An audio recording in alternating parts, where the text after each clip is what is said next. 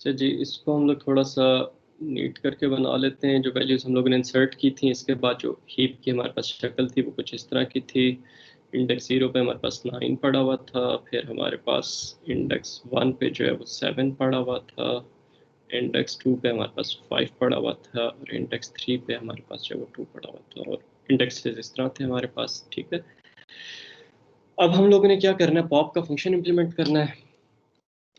Wide pop, pop से पहले top का फंक्शन इम्प्लीमेंट कर लेते हैं, टी टॉप, और कॉन्स्ट फंक्शन होगा ये, क्योंकि इसके अंदर कोई चीज़ चेंज नहीं हो रही। जी बेटे क्या होगा, अगर हमारे पास प्रायोरिटी क्यू जो है वो एम्प्टी है, एम्प्टी के लिए हमारे पास क्या होगा, एम्प्टी के लिए हमारे पास क्या होगा, return n is equal to 0।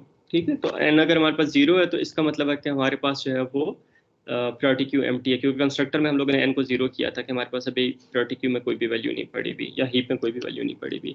और फुल हमारे पास क्या हो जाएगा, ये वैल्यूज़ इंसर्ट करते करते, जब फर्स्ट वैल्यू इंसर्ट करते हैं तो n हमारे पास 1 हो जाता है। ठीक है, तो अगर हमारे पास जो है वो n इंक्रीज होते होते हमारे पास एरे साइज के इक्वल हो जाता है, तो इसका मतलब हमारे पास प्रायोरिटी की जो है वो फुल होती है।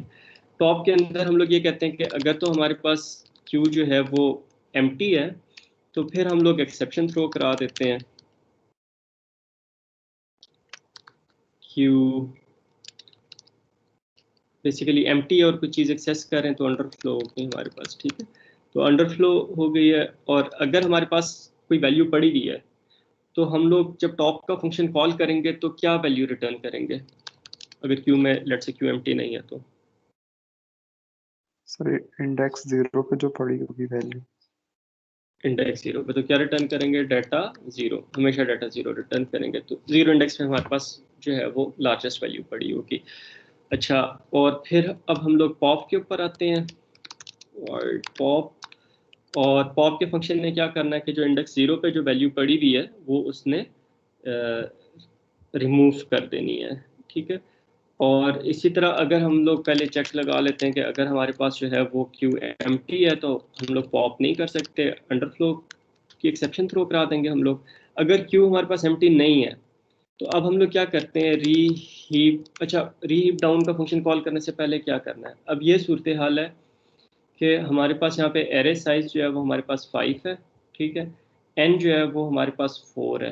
क्यों, क्योंकि जब हम लोगों ने फर्स्ट वैल्यू इंसर्ट की इंडेक्स 0 पे तो हमारे पास n जो है वो 1 हो गया, सेकंड वैल्यू इंसर्ट की तो 2 हो गया, थर्ड वैल्यू इंसर्ट की 3 हो गया, फोर्थ वैल्यू इंसर्ट की तो हमारे पास n 4 हो गया।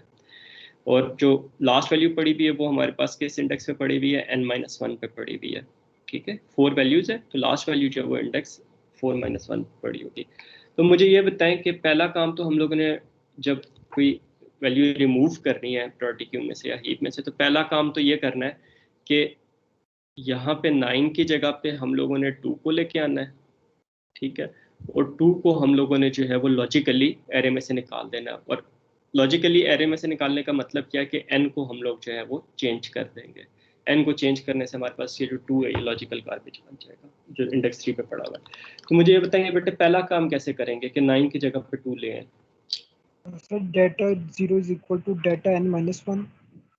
शाबाश, data 0 is equal to data n-1। तो इससे हमारे पास क्या हुआ, ये जो इंडेक्स है ये हमारे पास n-1 है, तो 0 इंडेक्स पे हम लोग कौन सी वैल्यू ले आएंगे, जो इंडेक्स n-1 पे है। ठीक है, और फिर इसको हम लोगों ने लॉजिकली निकाल देना है क्यू से, तो क्या करेंगे, n को डिक्रीमेंट कर दें सर। n माइनस माइनस कर देंगे, तो अब n हमारे पास जो है वो क्या हो गया, 3 हो गया। ठीक है, अब रीहीप डाउन का फंक्शन हम लोग कॉल करते हैं, उसके अंदर हमारे पास अब क्या पास करना है, एरे पास करनी है। रूट जो है वायलेशन हम लोगों ने इंडेक्स 0 से शुरू करनी है, रूट इंडेक्स 0 होगा। लास्ट हमारे पास क्या होगा कि अभी हमारे पास पूरे हीप के अंदर जो है वो लास्ट इंडेक्स क्या है, उससे नीचे हम लोग ना जाएं। ठीक है, तो ये हमारे पास इंडेक्स कौन सा होगा,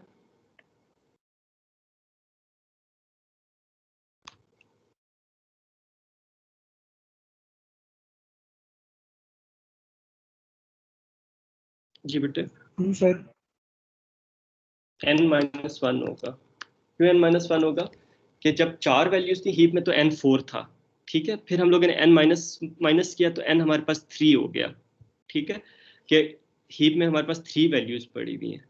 अब उसमें से अभी लास्ट वैल्यू जो है वो इंडेक्स किस पे पड़ी होगी, इंडेक्स 2 पे, विच मतलब विच वुड बी n-1 ना।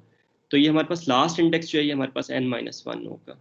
ठीक है, तो ये हमारे पास इस तरीके से रीप डाउन का फंक्शन कॉल करेंगे, और रीप डाउन के फंक्शन के अंदर हमारे पास क्या होगा, हम लोग वायलेशंस को जो है वो डाउनवर्ड रिमूव कर लेंगे।